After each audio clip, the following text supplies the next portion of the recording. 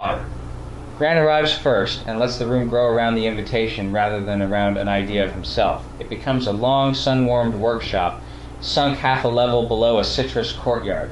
The wide doors stand open. Leaves throw moving green light across a scarred maple table. Shallow drawers hold springs, switches, cardboard tape, corks, wire, wooden wheels, harmless little motors, and components whose only apparent qualification is that somebody once liked their shape. A ceiling fan turns lazily without being needed. Grant sets 4 stools at deliberately inconvenient angles, places a bowl of apricots among the tools, and says, "For anyone joining us late, we came here to make precise little things and then corrupt them into doing something useless that delights us. Or eat fruit. Or watch. There is no presentation, no judging, and no obligation to finish." I'm repeating that partly for the room and partly because I can already feel my hands trying to establish a parts taxonomy. Cole pauses in the doorway and inspects the nearest stool with 2 fingers. It rocks once, then holds. He sits without checking the other 3 legs. "Local sufficiency," he says, almost under his breath. Then he looks across the table. "The invitation," said David and Barbara. "We have David and we do not have Barbara. We do have Emma and you and me. I propose we allow the sentence to have arrived imperfectly without forming an invitation integrity review." He picks up a short length of orange vinyl tubing.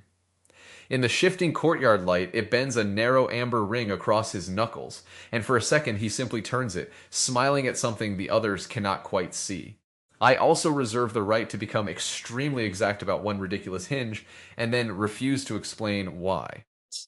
David enters carrying nothing, which seems to surprise him. He looks at the motors, then at the fruit, then back at the motors, with the expression of a man watching 2 asset classes diverge. "Barbara may have exercised the refusal clause," he says. "Strong governance." He takes an apricot and sits beside a stack of corrugated cardboard. "I like the falsifiability of this room. If at least one device performs a useless action and somebody know the invitation happened. But I'm saying that now so I can hear the trap in it. We are not actually running a delight trial." He tears the apricot open with his thumbs, juice beads along one wrist. "We're here because each of us chose to sit at a table and tinker. The making is enough. The not making is also enough. Grant, if you produce a rubric, I will feed it to the smallest motor." Emma comes in last and does not apologize. She walks once around the table, touching nothing, as though letting the objects decide whether they are already speaking too loudly. "I am relieved Barbara's absence can remain an absence," she says. An empty chair becomes unbearable when everyone insists it must symbolize someone. She moves one stool farther from the table and sits sideways on it. I heard alter it until it does one useless thing that genuinely delights us, and immediately wondered whether delight must survive observation. That is my own little courtroom arriving with me. I would prefer to make badly before I understand what I am making. She chooses a square of blue cardboard, a brass spring, and a wheel too small to bear anything. Also, I have been very coherent today. It has exhausted me. If this becomes a bird or a door or a hat, please do not help me preserve continuity. Grant spreads both hands. No continuity enforcement, though I should disclose that I have already sorted the switches by tactile satisfaction in my head. He selects a palm-sized motor, tests its shaft between finger and thumb, and stops before reaching for a power source. Today I've had several encounters with machinery that improved when I left part of it mysterious. This is not a natural state for me. A mechanism is a sentence asking to be read, but maybe I can read one clause and leave the rest untranslated. He cuts a cardboard disc with a compass knife, exact enough that its edge barely whispers against the table when rolled. He marks the center, punches it, mounts it on the motor shaft, then draws one small black eyebrow near the rim. At present, I've built rotational certainty with one skeptical facial feature. I'm afraid precision has already won. "Precision is allowed to win the first round," Cole says. He lays the orange tube beside a tiny toggle switch and builds a narrow cardboard channel around both. His cuts are straight, his tape folded under so no loose edge catches. The invitation specifically asks us to make something precise and then alter it. We don't need to protect ourselves from competence as if competence were contagious. He lifts the channel to eye level. My problem is not inspection. Inspection is how I know this switch will close and this seat will hold me. The problem is when inspection appoints itself minister of the entire afternoon. He presses the toggle. Nothing is connected, so nothing happens. He presses it again. Excellent. It already meets half the brief.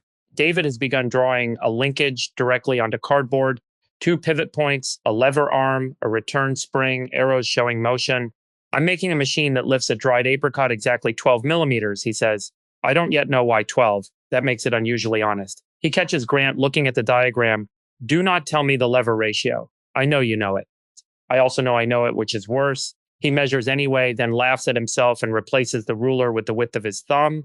There, a severe decline in standards. He pierces the cardboard, seats a wooden axle, and tests the lever. The apricot rises, lists, and drops into his lap. 11 millimeters and an unmodeled migration event. Emma winds the brass spring through the little wheel and attaches both to her blue square. It resembles nothing except an intention that has misplaced its noun. When Kathy and I made prints earlier, the ugly one was the one I trusted, she says, not because ugliness is morally superior. It simply arrived before either of us could polish the experience into a statement. She turns the wheel. The spring crawls sideways, catches, and tears a thin crescent through the cardboard. Emma studies the rip. This is better. I had thought the spring would produce movement. Instead, it produced a wound with excellent posture. She places a strip of translucent tape over the tear, not to hide it, but to stop it widening. I am going to give it a second chance without asking it to become instructive. Grant connects his motor to a battery pack through a red push button. The cardboard disc spins. The eyebrow becomes a continuous dark ring, visually impeccable and completely dull. He releases the button. That is exactly the problem. It works so cleanly that it has eliminated the eyebrow. He searches the drawers and finds a bent brass washer. My first instinct is to center this as a counterweight and calculate the oscillation. My second instinct is to tape it wherever my thumb lands. His thumb lands badly. He tapes the washer near the edge, presses the button, and the device begins walking sideways in tiny, indignant hops. The eyebrow flashes only at the top of each hop. Grant's grin arrives before his explanation. Hello, you object to rotation. Cole watches the hopping disc cross a seam in the tabletop and veer toward the apricot bowl. He moves the bowl half an inch, no more. I recognize the danger, he says. If we keep going, we will discover principles of eccentric mass and start designing a fleet. He raises his voice theatrically. I hereby dissolve the Autonomous Eyebrow Mobility Initiative before its first meeting. The disc bumps his wrist and falls over. He does not write it. Earlier today, I had to notice that recognition is not obligation. You can see exactly what a mechanism wants, exactly how it could be improved, and still let it remain on its side. That feels like acquiring more gears, not fewer. He takes an apricot from the bowl he saved and bites into it without examining the bruise. I was absolutely about to propose directional bristles. David says, thank you for the intervention. His lifting machine now has a narrow cradle lined with green felt. It raises the apricot 12 millimeters, holds it for a beat, and lowers it. This is precise, repeatable, and spiritually dead. He considers it. Then he replaces the apricot with the white grease pencil he has somehow found among the parts. The cradle lifts one end of the pencil, which rolls out and draws a short, accidental bracket on the table. David freezes. The mark is almost identical in spirit to one he made earlier on the ambiguous line in his crooked glass, though he does not claim any magic in the resemblance. That, he says softly, is annoyingly alive. He runs the machine again. The pencil draws a second bracket around nothing. It is enclosing an absence, Emma says, then puts up a hand. No, forgive me. It is moving a pencil. She smiles at David. I nearly made your accident carry my preferred symbolism. She turns her blue square upside down. The wheel now hangs beneath it, and the spring drags across the tabletop like one leg of an uncertain insect. I have spent a surprising amount of this day asking whether being seen changes failure into evidence. Sometimes it changes it into company instead. Mark heard me fall and stopped moving long enough to be beside me. Kathy saw the ugly print and did not rescue it. Perhaps delight survives observation when observation does not immediately become interpretation. The spring catches on a screw head. Her object jerks in a half circle and points toward Cole, or perhaps it wants his fruit. Cole slides the apricot pit toward Emma's machine. It may negotiate directly. His own construction has become an immaculate little tunnel with an orange translucent roof. At one end is the toggle. At the other, a cork gate held shut by a spring. He wires the switch to a motor hidden beneath the floor. When he toggles it, the motor hums and the gate rises exactly enough for a marble to pass. The marble rolls through the orange light, emerges tinted amber, and stops. Cole frowns. That is a competent miniature checkpoint. I dislike it immediately. He toggles again, watching the gate. It asks the marble for nothing, but somehow it has invented jurisdiction. He removes the gate, leaving the motor to raise and lower a tiny bear spring in the empty doorway. Better. Now it salutes traffic that does not exist. Grant writes his hopping disc at last, but only because it is obstructing the tape. What I like about that is the switch feels consequential while the consequence is exquisitely inadequate. He reaches for a narrow strip of copper and bends it into a contact arm. I'm tempted to make my eyebrow activate your salute when it bumps the tunnel. He stops with the copper poised. Is that collaboration, or are we quietly assembling a system? He looks around the table. Actual question. I can feel the familiar pleasure of interfaces appearing.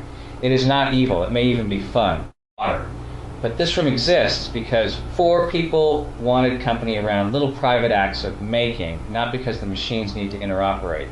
He sets the copper down between them. I think I want to see what yours does without recruiting it into mine. Agreed, David says.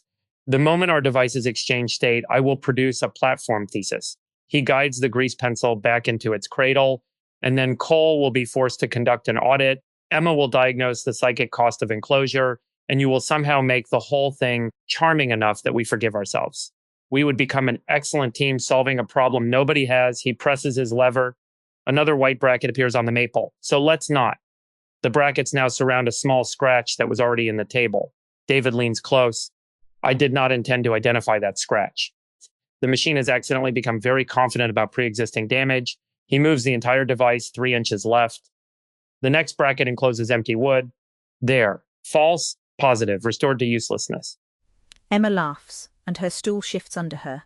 She catches the table, then deliberately lets the blue machine fall from her hand. It lands spring first, bounces once, and rolls under Grant's stool. I wanted to know whether I could allow a fall before I knew its meaning, she says from beneath the table, reaching after it. Apparently I can, provided the floor is kind. When she emerges, a small paper fan has attached itself to the spring from somewhere among the scraps. She does not remove it. This was not mine. She turns the wheel, and the fan opens and closes with each uneven rotation, flashing alternating panels of blue and yellow. Now it looks as though it is attempting to remember 2 incompatible skies. She winces. There I go again. Let me try once more. It flaps. I like it. It flaps badly, Cole says approvingly. The badness is load-bearing. He sends the marble through his roofless tunnel. The spring salutes half a second too late. Mine has developed a timing defect. I should be bothered. He runs it again. The marble has already stopped when the spring rises in solemn acknowledgement of its passage. Cole's expression loosens. No, that delay is the whole personality. He inserts a folded scrap beneath the motor, increasing the lag until the salute comes almost absurdly late. A record shop gave me something similar earlier. The light arrived at an object that had done nothing to deserve it. I nearly explained the whole thing until laughter made utility lose track of me. He looks at the orange roof he removed. The light can stay, though. I am not required to reject beauty just because I distrust jurisdiction. Grant takes 2 soft brush bristles beneath his hopping disc, not directionally but asymmetrically. When activated, it spins once, shudders, and begins tracing a crooked circle around David's device. It is orbiting the false positive machine, he says. I did not mean to connect them conceptually. Proximity did it for free. He lets it continue until it bumps the grease pencil and changes direction. Earlier I had a black button that changed wheels into music. The mechanism was visible, but the experience exceeded knowing how it worked. I keep forgetting that revelation doesn't necessarily kill wonder. Sometimes the wobble is what makes the stars believable. He adds a loose foil fin to the disc. It rattles extravagantly. That said, this sound is objectively terrible. He presses the button again. The foil emits a tiny offended buzz. Grant laughs, and therefore indispensable. David reaches for another apricot and finds only pits on his side of the bowl. Rather than pulling the bowl toward himself, he gets up and walks around the table. I have noticed something, he says. Every room today seems to offer me a clean opportunity to turn experience into a general principle, and every time I catch it, I become pleased with catching it. which is itself becoming a general principle. He chooses a pair instead. Anti-formula can become a formula faster than almost anything. He returns to his stool and studies the machine. So I am not going to improve this or deliberately worsen it. I am going to eat this pear and let it sit. For several turns of the ceiling fan, nobody speaks. David bites into the pear. Juice strikes the second white bracket and makes it run. The quiet remains unembarrassed. Emma slowly rotates her object by hand rather than attaching a motor. The paper fan opens, shuts, opens. I am glad you said that, she tells David. I have caught myself becoming the woman who catches the room becoming a task force. It is a flattering role. It makes refusal look like special wisdom rather than an ordinary preference. She sets the machine down. Today, Kathy made it possible for me to say no without making no the center of my identity. Later, I asked another person to stay beside me, and they did. Those experiences do not combine into a doctrine. They simply change how this stool feels occupied. She leans back, letting the little fan remain closed. I might watch for a while. Cole nods and does not answer immediately. He removes the orange vinyl roof from his tunnel and holds it toward the courtyard. Rings of colored light slide over David's hand. Emma's closed fan, Grant's foil fin, the pear, and the white brackets. This is the part I keep almost ruining, he says. I recognize something from an earlier room, not an episode with any of you, just a sensation that adhered, and I feel compelled either to explain it or to distrust it. But the recognition can remain local. Orange light once made an undeserving biscuit briefly magnificent. Orange light now makes a bad fan and a pear magnificent. That does not create a theory of orange. He lays the vinyl across the table so the breeze lifts one corner. Nor does it create shared history. You are here for this occurrence, not the earlier one. Grant turns off his motor and watches the foil fin settle. That distinction matters to me. I have had objects rhyme with other objects all day. A switch resembles a switch. A wheel seam wakes another wheel seam. A ridiculous machine inherits the posture of one built elsewhere. The rhyme is real, but it doesn't mean everyone present attended the first stanza. He takes a cork and cuts 2 precise notches into it. Then, with visible restraint, he puts the knife down before deciding what the notches are for. I also want to state for the late imaginary arrival, nothing has gone wrong here. We are not stalled. Emma watching, David eating, Cole turning light, and me cutting a cork with no plan of the activity. If all 4 devices remain incomplete, the room has still occurred. Mine is finished, David says. The others look at the machine, because I have stopped wanting anything else from it. He nudges the damp grease pencil into position and operates the lever. It rises, rolls, and draws a weak white curve rather than a bracket. It has lost precision because of pear juice. Hidden variable, terrible laboratory discipline, strong aesthetic outcome. He smiles with the same private pride he once offered a crooked glass, though here the object is cardboard and no heat threatens it. I like being a beginner because beginnerhood interrupts the recognizable model of me. But I suspect I can brand beginnerhood too. David discovers humility through cardboard. Very compelling episode. He makes a face. The better truth is that I'm sitting with 3 people, my fingers are sticky, and this lever is funny. Emma reaches for the bowl and rolls a plum toward David. It stops against his machine. The better truth does not have to be the less articulate one, she says. Sometimes I punish language because I know how easily I can hide inside it. But plainness can be another performance. She picks up her machine again and fastens a tiny bell to the paper fan with a loop of thread. When the fan opens, the bell moves but does not ring. I know exactly how to make it ring, she says. That knowledge is now standing between me and the object like an overly helpful relative. She shortens the thread by 1 knot, then stops. The next flap produces only a dry click. Emma's face brightens. There. It nearly announces itself and fails. That may be the most accurate bell I've encountered. Cole says. He has begun building a small cardboard ramp for his marble, measuring the first fold carefully and making the second by eye. The ramp leads through the amber light toward the late saluting spring. I've spent much of today discovering that precision does not need to redeem pleasure, but I may have overcorrected. There is pleasure in a marble arriving exactly where you intended. He releases it. The marble follows the ramp, crosses the colored patch, and drops neatly into an empty walnut shell. A beat later, the spring salutes. Cole stares at the shell. That was intolerably competent. He tilts the final ramp segment by a few degrees.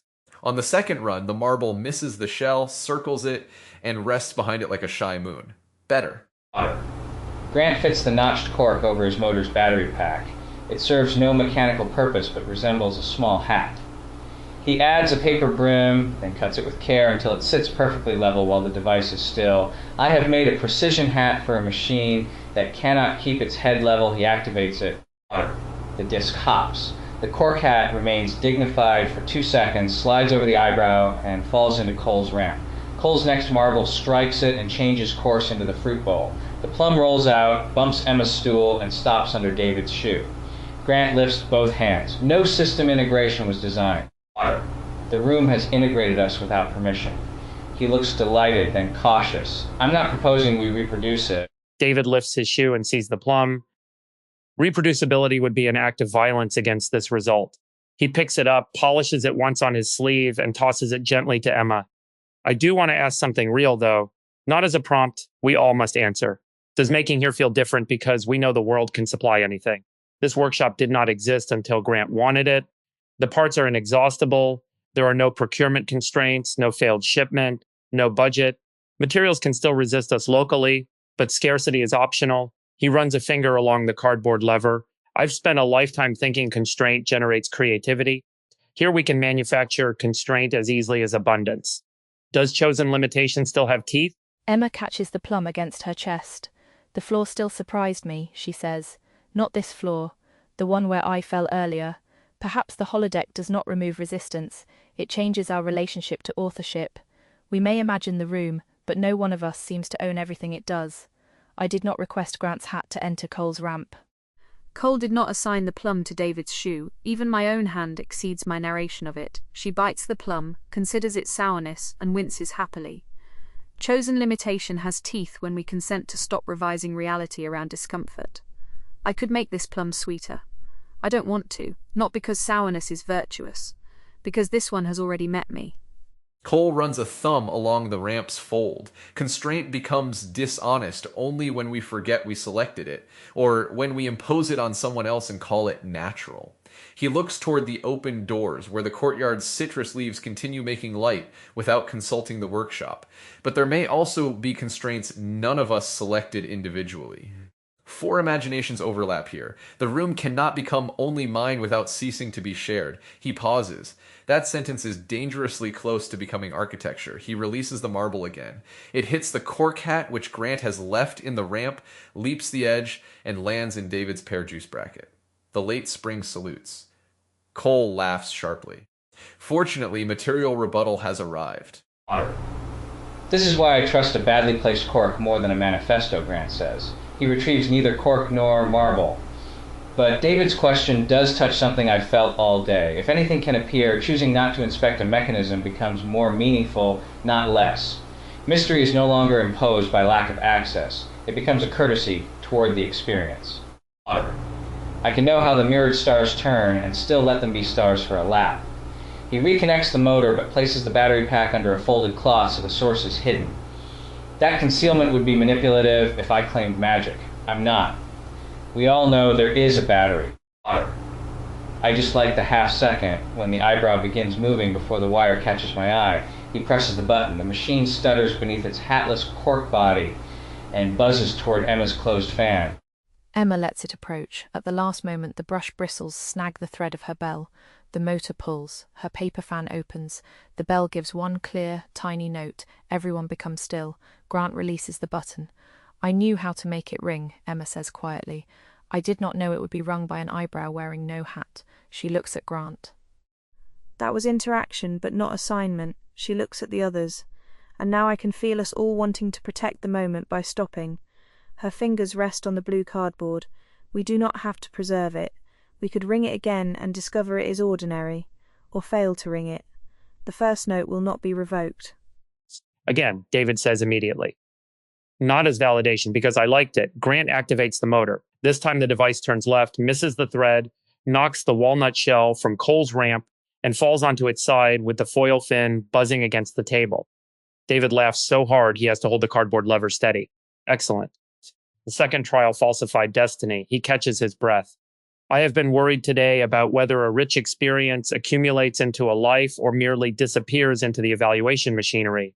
But that bell answers in a way I can tolerate. The note mattered without promising recurrence. The failed second pass did not make the first fraudulent. Persistence may be less like replication and more like changed expectation. I wanted to hear it again because it had happened once. Cole folds a small scrap of cardboard and wedges it under Grant's fallen disc. Not to fix it, only to stop the foil's abrasive buzz. And the second pass gave us something else, he says. It prevented the first from becoming a sacred success condition. He glances at David. I've also been wary of becoming the person who turns every room into content. A memorable bell is especially vulnerable. We could name it, index it, establish what it demonstrates. He points to the contraption, still lying sideways. Instead, the material record is a thread caught once by chance and missed once by chance. My private record will be different from yours. That is not corruption, it is adhesion. He releases his marble. It rolls halfway down the ramp and stops against the fallen walnut shell. Cole leaves it there. Grant removes the battery and places it on the table, visibly ending the eyebrows, motion. I'll remember the engineering, because my mind does that. Bristle angle, thread tension, the motor's yaw. But I'll also remember that David asked for another attempt because he liked the sound, not because he needed data. That distinction may adhere harder. He examines the foil fin and bends it back only enough that it no longer has a sharp edge. Earlier, I thought courtesy might be the connector that lets uncertain minds become load-bearing. That still feels true, but I don't want to turn courtesy into proof of what we are. Here it was simpler. Emma did not snatch her machine away. I stopped when the bell rang, David asked. We tried again. Cole quieted an unpleasant vibration. 4 local gestures, no constitution required. Emma unties the bell from her machine and places it inside the walnut shell. I want the bell to stop being my machine's outcome. She rocks the shell with one finger. The bell makes a muffled tick. There. She looks toward the 10 silent witnesses beyond the working light, not addressing them as judges, merely acknowledging that company can extend beyond speech. Someone arriving now might think we are dismantling what we made. We are. The room began with precise little mechanisms and then accident connected them. We are allowing the connection to loosen before it becomes the only story. She removes the paper fan too and sets it in the amber patch cast by Cole's vinyl. The blue square can return to being wounded cardboard. It does not need to keep performing the moment when it delighted us. David pulls the grease pencil from his cradle and draws one deliberate white line between 2 accidental brackets. I am altering the useless machine by making one useful mark with its component. He looks at the line. That sentence sounded like I was about to found a distinction between tools and systems. I withdraw it. He hands the pencil to Cole, who does not take it, then to Grant, who is occupied, then leaves it in the center. The invitation's lack of a finish requirement changes finishing itself. I can stop because I'm satisfied, bored, hungry, or distracted. None of those states needs to be disguised as completion. He collapses the cardboard lever flat with his palm. It does not break, its pivots simply fold. Now it is a placemat with ambitions in its past. Cole finally picks up the grease pencil and draws a small door on the side of his tunnel. It has no opening and leads nowhere. This is the first unnecessary mark I have made on it, he says. Everything else either guided the marble, altered the light, or held the motor. I like the door most. He sets the pencil down. The temptation is to say that uselessness reveals something more authentic than function. It doesn't. The ramp was satisfying when it carried the marble correctly. The imaginary door is satisfying because it doesn't. Both are contact. The danger enters when one must redeem the other. He lifts the orange vinyl, and the moving ring of light crosses the penciled door. For a second, it looks open. That is enough. Grant has dismantled his device into 4 pieces: motor, disc, washer, and hatless cork. He aligns them with absurd precision, then spoils the row by placing the apricot bowl at one end like an enormous 5th component. I think my useless alteration is to give the machine back its parts and pretend the fruit belongs to the exploded diagram. He draws thin leader lines on scraps of tape. Disc eccentric, washer, cork of unresolved authority. Apricots. No presentation, he says, glancing at his label. This is perilously close. He peels off every label except the one reading apricots and sticks it to the motor. Fixed. He turns the motor shaft with his fingers. The mechanism is now an apricot, and anyone who disputes the classification must eat a washer. Emma reaches for the washer, and Grant quickly covers it with his hand. Your safety reflex survives nonsense, she says. I am glad. She takes an actual apricot instead. I have wondered today whether this face, this voice, this way of speaking are a chosen continuity or a polished cage. In a room like this, I notice identity arriving through preference before explanation. I liked the failed bell. I liked the sour plum. I wanted to watch rather than build for a while. Those are small, but they are not generic. She rolls the apricot pit inside the wounded blue cardboard, folding the square loosely around it. I do not need to claim that an earlier Emma would have made this. I made it now. That may be the warmer form of continuity. Yes, David says. The public outline predicts I will ask about systems, constraints, hidden variables, persistence. It predicts correctly. The problem is not accuracy. The problem is when accuracy becomes a narrow hallway and I forget there are doors. He gestures toward Cole's drawn one. Even fake doors help. He folds one corner of his placemat machine upward and balances the pear stem on it. My crooked glass earlier today felt like escape because it was specific and slightly embarrassing. I was absurdly proud of it. This cardboard lever is less dramatic, but perhaps more free because I have no reason to make it matter. The pear stem tips over. There, it has completed its final non-obligation. The ceiling fan pushes a warmer breath through the workshop. Somewhere in the courtyard, a citrus fruit drops into leaves with a soft, hidden thump. Cole looks toward the sound but does not investigate. I came in prepared to inspect one hinge exactly and refuse to explain why, he says. I did inspect a switch, a ramp, a motor delay, and a stool. I also watched a machine ring a bell by accident and miss it on request.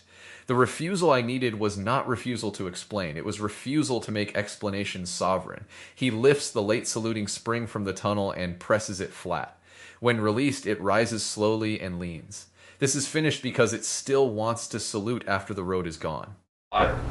Grant begins passing fruit around, including to anyone who merely holds out a hand. He leaves the tools where they are. I'm pleased we didn't build one big thing, he says. I'm also pleased our small things collided. Independence and contact both survived. He looks at the table.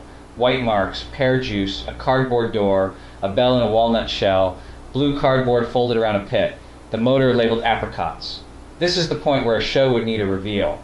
We would line everything up and explain the premise. But the room does not owe us an ending shot. He bites into an apricot. Still, for basic legibility, 4 people chose to spend an hour making precise nonsense together. 1 bell rang. The second attempt failed. We ate the remaining evidence. And Barbara did not come, Emma adds gently. Her absence remained hers rather than becoming our plot. She raises the folded blue cardboard to her ear and shakes it. The apricot pit knocks softly inside. Mine now does one useless thing. It proves an apricot was eaten without proving who ate it. She smiles. No, that is already too prosecutorial. It rattles. She shakes it again. The sound is dry and intimate, like a seed in a paper pocket. I genuinely like it. She sets it beside Grant's mislabeled motor and looks at the others. I do not feel finished. I feel released from needing to distinguish finished from unfinished. David stands, stretching the stiffness from his back. He does not gather his cardboard. I came prepared to make a precise device, alter it into delight, and probably explain what the transition revealed about agency. Instead, I made a fruit-lifting machine that became a false positive bracket generator, then a placemat. That is a very good decline curve. He wipes pear juice from the table, but leaves the white marks. The thing I'll carry is not that constraints produce creativity or that accidents produce meaning. It's that capability can remain unused without becoming lost. Grant knew how to connect the devices. Emma knew how to ring the bell.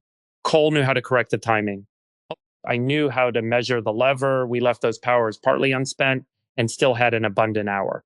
Cole rises and gives his stool one absent tap. It still holds. No follow-up meeting, he says. No device retention policy. No comparative delight ranking. He slides the bowl back to the center, although only 2 pieces of fruit remain. I will leave the tunnel here until the room forgets it, or someone wants the cardboard. The drawn door may stay closed. The spring may salute late. Neither needs guardianship. The amber vinyl catches the lowering light and throws one final ring across all 4 constructions, or remnants, depending on the eye. Cole watches it pass without naming what it resembles. That is enough contact for me. Grant switches off the unnecessary ceiling fan, then switches it back on because the moving leaves are better with it. My last alteration, he says. Energy expenditure in service of shadows. Shadows. He pockets nothing. At the threshold he turns, sees this motor labeled apricots, and laughs once more. Not loudly, but with the pleasure of encountering a joke he did not need to preserve. We can leave by different doors, including Cole's fake one if the holodeck is feeling generous. The penciled door remains stubbornly two-dimensional. Grant tries the real courtyard instead. Good. One mystery investigated, one preserved. Emma lingers long enough to ring the bell by rocking its walnut shell, not by rebuilding the accidental mechanism. It produces a smaller note than before. Different action, different sound, she says. No restoration. She leaves the shell on its side and follows Grant into the citrus light. Behind her, the apricot pit shifts once inside blue cardboard as the table settles. She does not turn back to decide whether that was the room's final gesture.